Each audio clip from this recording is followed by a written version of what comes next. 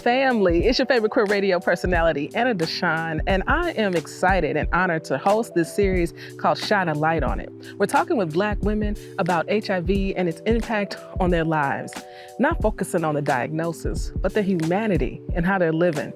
In this first episode, we get to talk with Carla, and the theme is purpose, okay? Her life is lived on purpose and with purpose, and we're gonna start at her home that she is so incredibly proud of as someone who went from being homeless, not knowing where to sleep, to owning her own home. Let's go talk with Carla. Let's go. So Carla, we came outside to one of your favorite places and a place that you are so proud of, which is your home. Mm-hmm.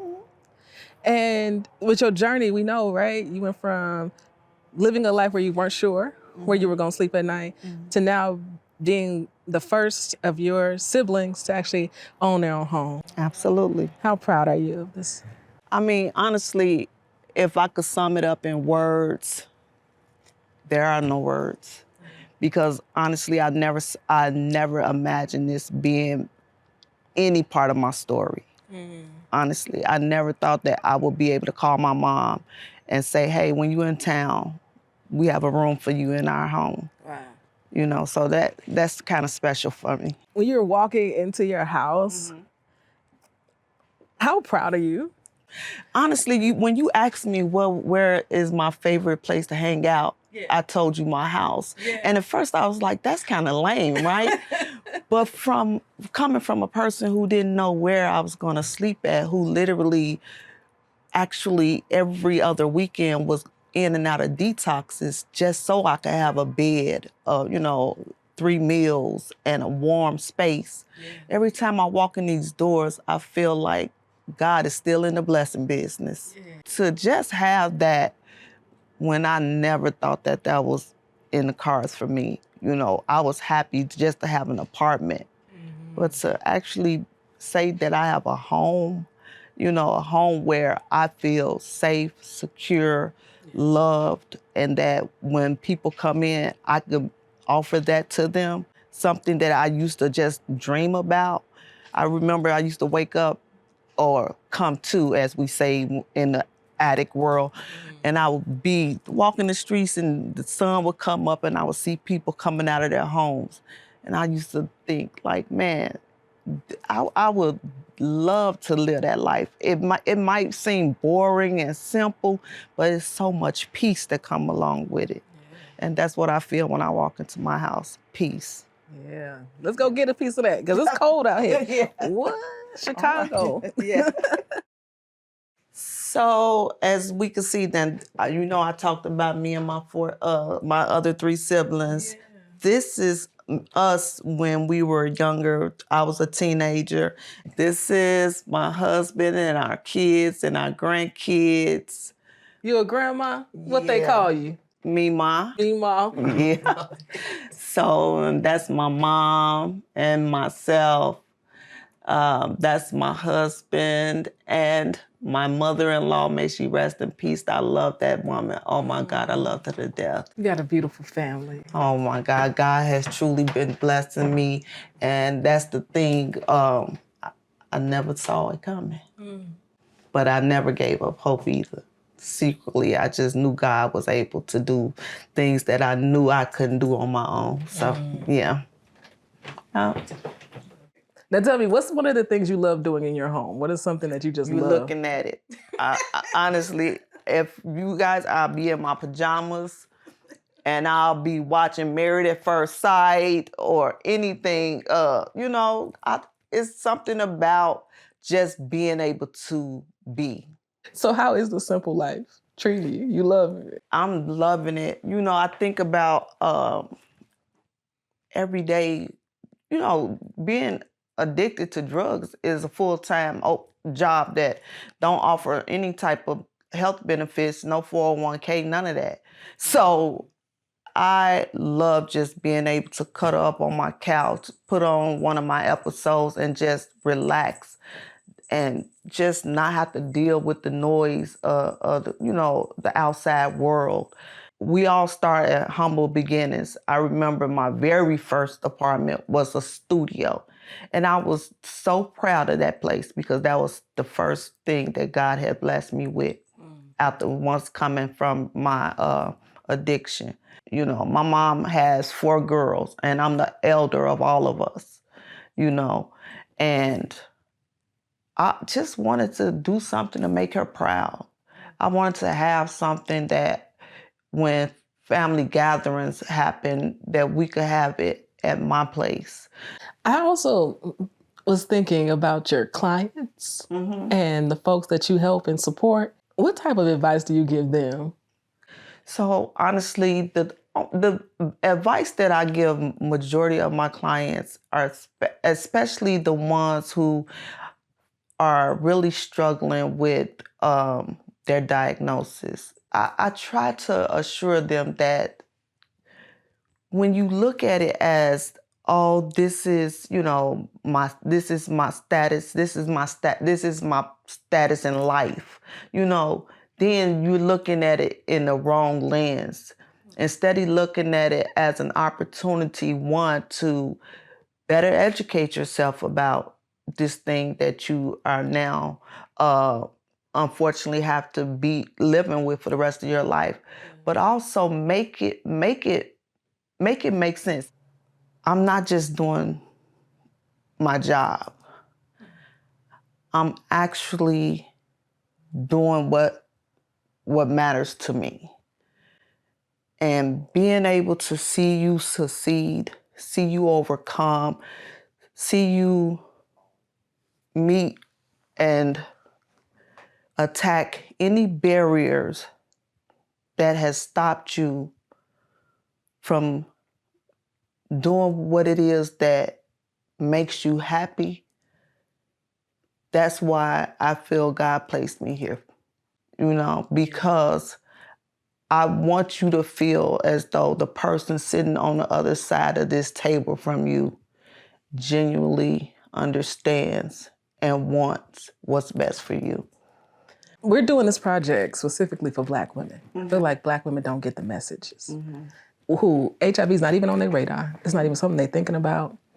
What would you tell a Black woman to encourage them? You know, our pastor, me and my husband's pastor taught on something this past Sunday. And it's something that I've always heard and that I truly believe. In God's word, he said, my people die from a lack of knowledge. If you don't care about you, how can you expect someone else to care about you? Because it's not like I didn't know about HIV or AIDS when I got diagnosed. I had heard stories about it. I knew people with it, but I never investigated it for myself. I never actually got the opportunity, or not that if there was no opportunity, I never took the time to find out the difference between HIV and AIDS, how it's transmitted, you know, all of those things. Because had I known that, any bit of that information, I would have tested earlier. I wouldn't have went on the idea that I could look at you and tell if you're HIV positive. So just thank you for having us in your favorite place. Absolutely. And thank you for coming and for being so wonderful. You have really made this a great experience for me, and I want to thank you. Thank you. Okay. So now that you know a little bit more about Carla, let's go back into the studio and hear more about her story and her journey. Let's go. All right, Carla, we're just going to have I know it doesn't seem like a very informal conversation today with all the lights and everything, but I want to continue to talk about your story. I share with you that I think the theme of our conversation is purpose. And I think after reviewing the pre-interview and re-listening and reading everything we talked about, it just feels like so much of your life today is lived on purpose. I would love to start at the point where you really found your breakthrough. So I would love for you to talk about Catherine and what Catherine has meant to you then about and around finding care. So her job was to escort me and make sure I was able to make it to all of my appointments that particular day. Because when you're a new client or a new patient, you have to see so many different people throughout the day. So she actually was the person who walked with me and talked with me as we were going to see like the nutritionist, the case manager, things of that nature. But my real like deep conversation with her was with me sitting outside waiting to be called in by my doctor. And I remember sitting in a room with a bunch of other people sitting with me and just terrified. I mean, terrified, because now this is reality. I mean, I was able to escape that reality for a year after being diagnosed because I didn't have the tangible proof that this was my new life. And I remember her looking at me as as I was sitting there with my head down, and she asked me, was I scared? Scared was an understatement. And I looked up at her and I said, yeah. And she was like, don't worry, they're going to take good care of you. She said the same way they did for me 9 years ago. In that moment, those words pierced something within me that I don't think no one could ever understand. Because all that day, all I saw her as was an employee, a staff member that worked there. So to hear her say that she also was diagnosed with HIV and that she had been living with it for 9 years, that changed the trajectory of how I even viewed HIV. Because from that moment before, I never thought that you lived past a certain amount of time. So to hear this young lady standing here telling me they're going to take care of you, just like they did for me 9 years ago, whether she knows it or not, she right there planted a seed of life, of hope, and chance for me. Because here I was able to see actual visual person who not only was living with HIV, but she wasn't allowing it to just, reign at terror over her life as I was doing or had done. That within that moment, those words changed my path in life. Because what was your life before that moment? Chaos. Chaos masked as happiness. Chaos masked as freedom. When I originally got diagnosed, I was in jail, in the Cook County Jail, had been there for over a couple of months, and my charges were solicitation. That's a nice way of saying prostitution. And like so many times before then, normally I would get I bond, they bond, I bond, I bond, I bond. I figured this was no different. But what I didn't know is that after you have collected so many, what they call them, misdemeanors, after 3, they now, anytime you catch another case, it's now a felony. So now there was no more I bonds. So now I had to go before a judge and actually either plead guilty or fight the case. First of all, I'm a Black woman from Chicago, never graduated high school, didn't have a job, didn't know what a job looked like. I couldn't afford a private attorney, and I knew the public defender was just going to tell me your best case is to, take whatever time they give you. So as I was sitting there waiting to go to court and just plead guilty, the jail went on lockdown, and we had been locked in a cell for 7 days at this time. And I remember the CO, which is the correction officer, came out in the day room and announced that it was some people, it was an organization that had came to the county and was doing free HIV testing. Me and my cellie, we never thought that. Our main objective was to get out that cell. And also we found out they was giving out incentives for people getting tested. So that was the only reason why we volunteered, raised our hands to go. So we went, got tested, and it wasn't like it is now where you get the results right away, like do the rapid testing, none of that. You waited. So we took the test and they gave us all the incentives and we went back to our cells.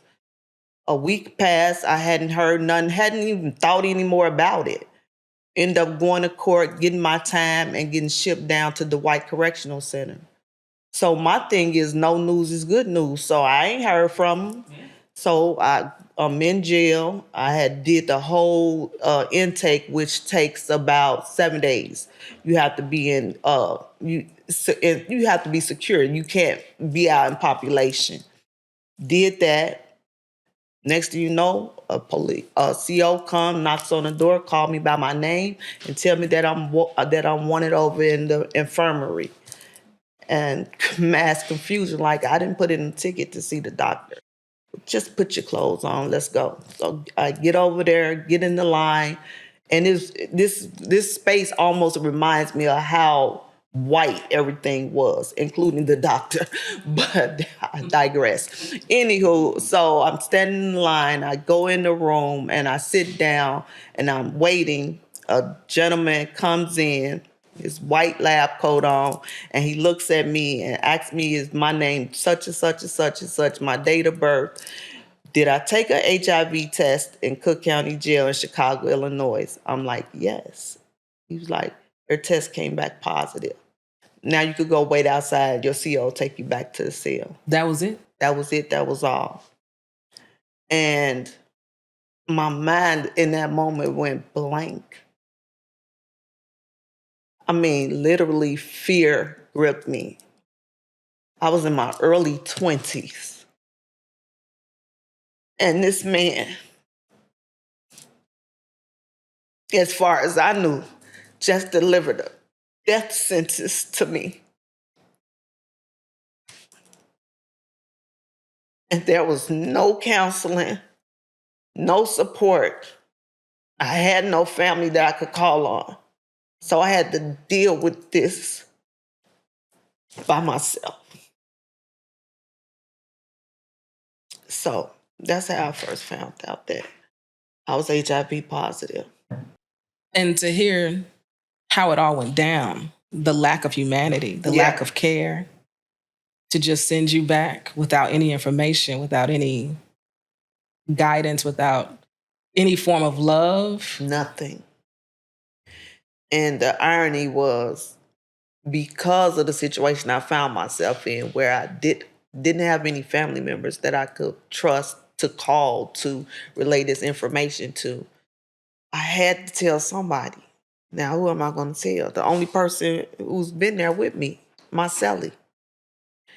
And she said to me, she was like, girl, they probably made a mistake. And just like that, I grabbed onto that. You know what? You're probably right. They probably did make a mistake. And then after time that went on, and I never heard anything else about, what's the next steps, or do you need to take medicine? I bought into they did make a mistake. They really did. Because you can't tell somebody that and then don't do no follow-up. This is my thinking. Because what year was that? This was actually 1999. Yeah. Maybe a month later, I end up getting transferred to Lincoln Correctional Center. And I still hadn't heard anything else about it. I go to Lincoln, hadn't heard anything about it. So yeah, they made a mistake, but that's bad. They made a mistake. Like, y'all just don't know. I could have knocked myself off. Right. That's a big mistake to make. Yeah, that's what you feel like it. Yeah. And then a week before it was time for me to go home, the same thing. They called you to the infirmary? They called me to the infirmary. Same thing. The difference is this time Instead of just sending me back to the unit, we need you to get yourself together. So we're going to put you in this room by yourself, allow you to, work your feelings out, and then we're going to send you back. How much time passed in between when you first heard the news, received the news, and then you were a week before leaving? How much time had passed? Well, I got, told in the White. A month had passed. Didn't hear anything. Got shipped to Logan. Then another 2 months had passed. And a week before I was scheduled to leave to come home, this is when it actually solidified, oh, it wasn't a mistake. And that's when I got the referral to, once I get out, to go to the core center. Okay, so now you realize it's not a mistake. Mm-hmm. In fact, it was accurate.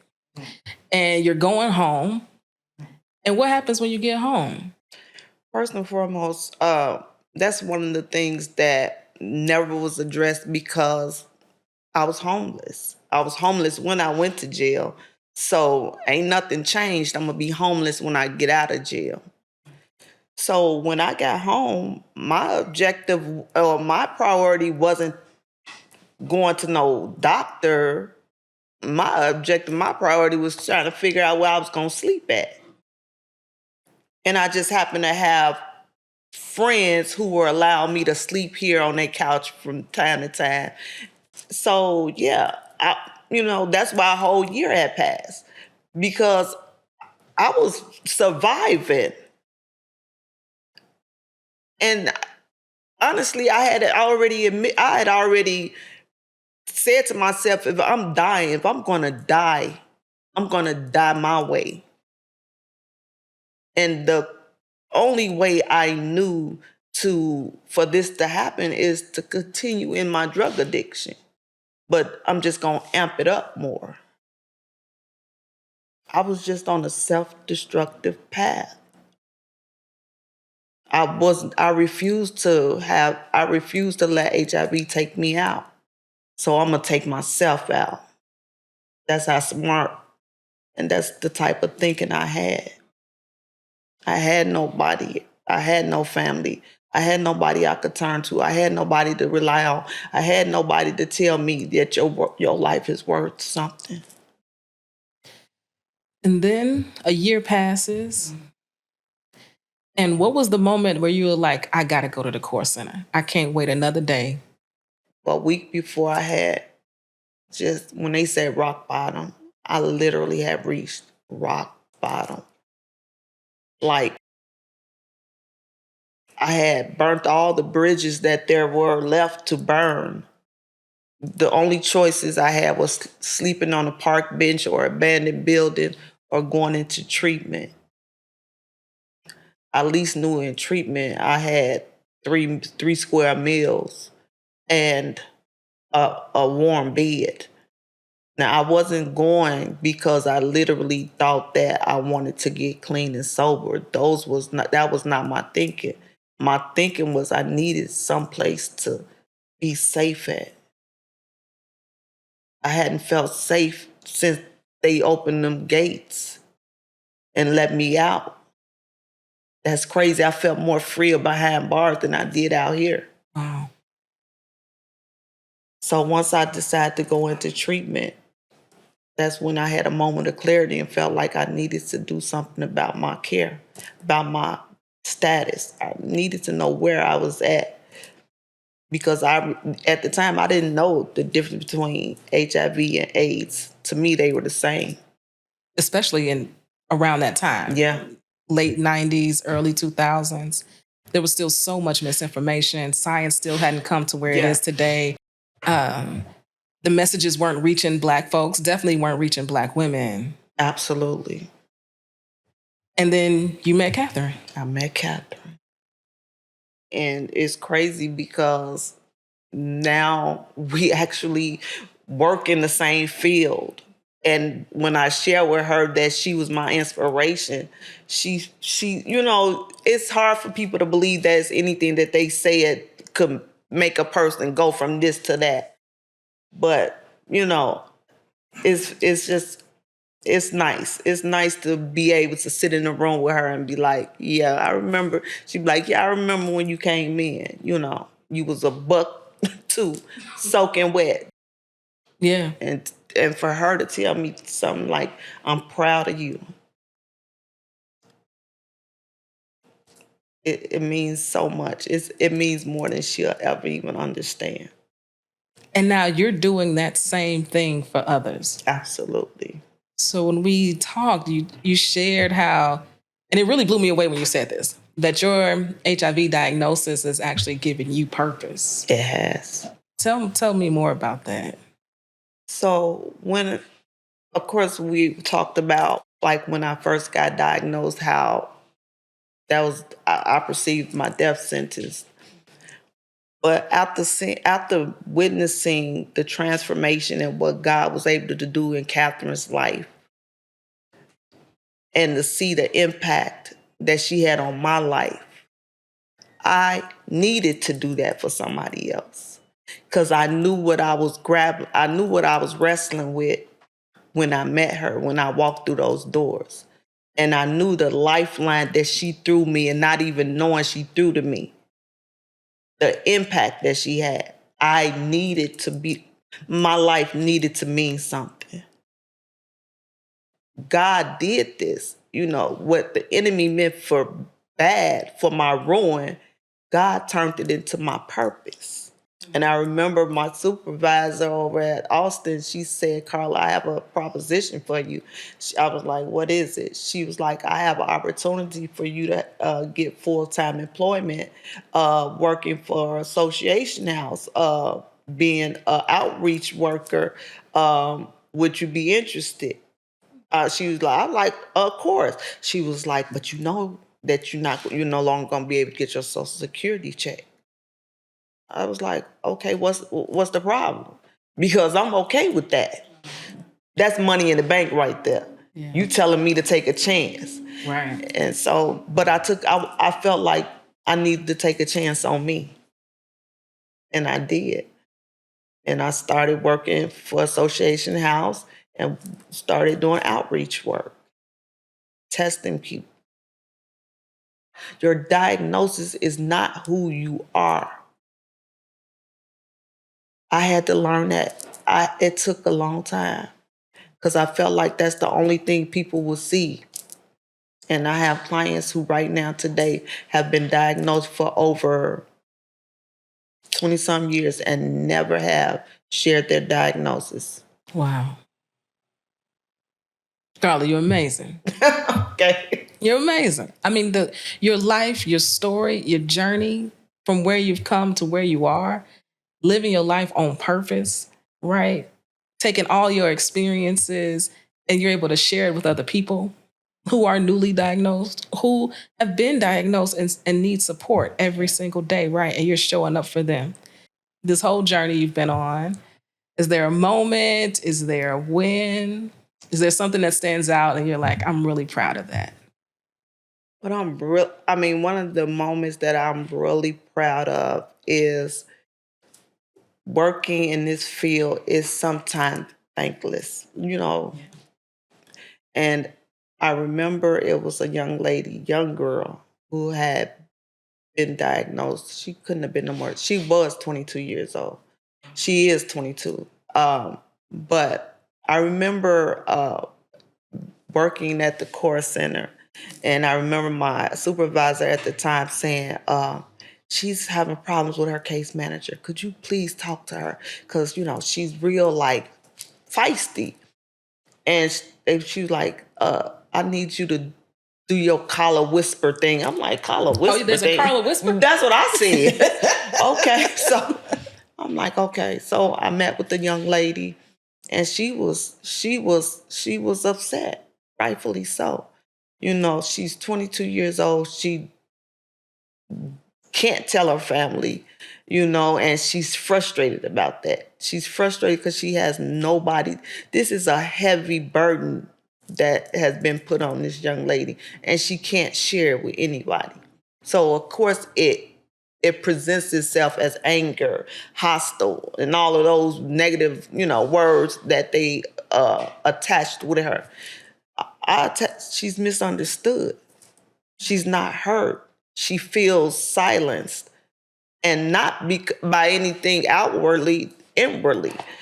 So I spoke with her, and I started working with her. Case manager, closed her out, let me work with her.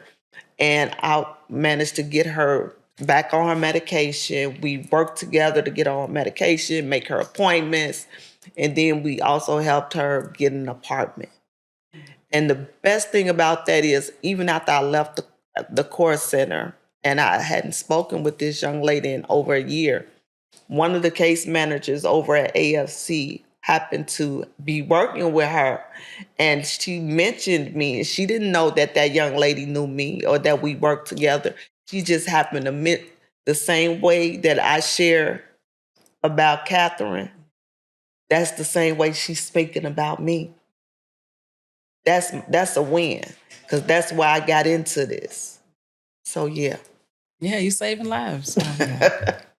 Starting with mine first, because this work gives me life. Gives you purpose. Gives me purpose. I'm so grateful. Thank you. Thank you, Carla. Hi, I'm Carla. I love my husband, and I believe Black women are powerful. I'm living with HIV, but HIV don't have me. So I'm here to shine a light on it.